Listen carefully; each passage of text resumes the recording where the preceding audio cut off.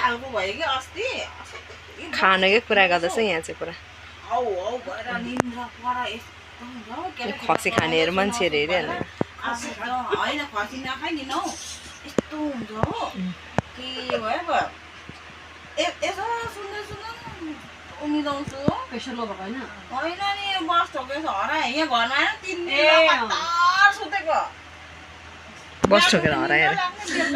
निद्रा लाग्ने हो अलिक राम्रोसँग गर्नुहोस् है बेसी त्यो अल्छिनी भएर चाहिँ हो खास चाहिँ त्यो निन्द्रा लागेको कि बस ठोकेर हो दिउँसो सुत्दै सुत्दिनँ म खाना निन्द्रै लाग्दैन दिउँसो कि दिउँसो त सुत्यो भने यो ढाड टिचिन्जेल हुन्छ कि निन्द्रा लाग्दैन कहाँको मोदी बोकेर तपाईँ मोदी बोकेर मोदीसँग भेट्नु गएको मोदीलाई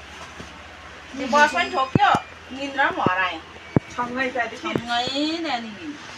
यस्तो हुन्छ हौ कोही बेला त्यस्तो हुन्छ बिमारहरू छ भने पनि पुरा निन्द्रा लाग्छ अरे नि त म झप नि हौ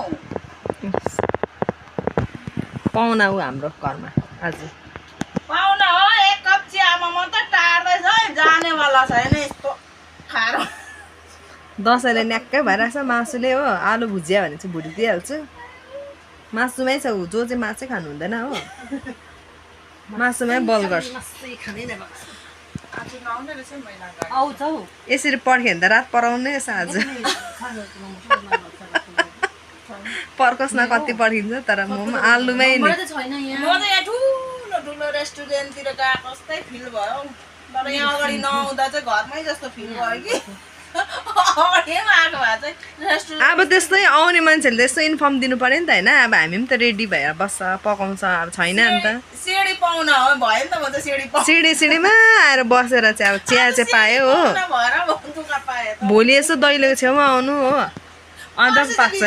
पर्सि चाहिँ भित्र आयो भने चाहिँ अब यसो हुन्छ नि त आएर चटेर निस्केर जानु एन्जेलाको बर्थडेमा चाहिँ त्यही कुखुरा चाहिँ किन्नु पर्यो भनेको त छैन रहेछ रोज दिदीकोमा छ त होइन पोल्ट्री ए एउटा किनेर के केटाकेटी बुढी भयो नि अब बुढी भयो अब त केही न केही नै हौ तर खानु त पर्यो नि त घरमा बुढी भयो भने 100 को डायरी मिल्क दुईजनालाई एकैवटा डायरी चाहिँ खाँदैन ल अनि तँलाई 100 मै सुलाउने रहेछ हेर यहाँ सुन्यो पर्ची मर्चीले नि 100 को भयो त्यो मन पराउँछ नि भान्जा यसको बर्थडेमा चाहिँ 100 को डायरी मिल्कमा हेर पछि पाउँदैन पाए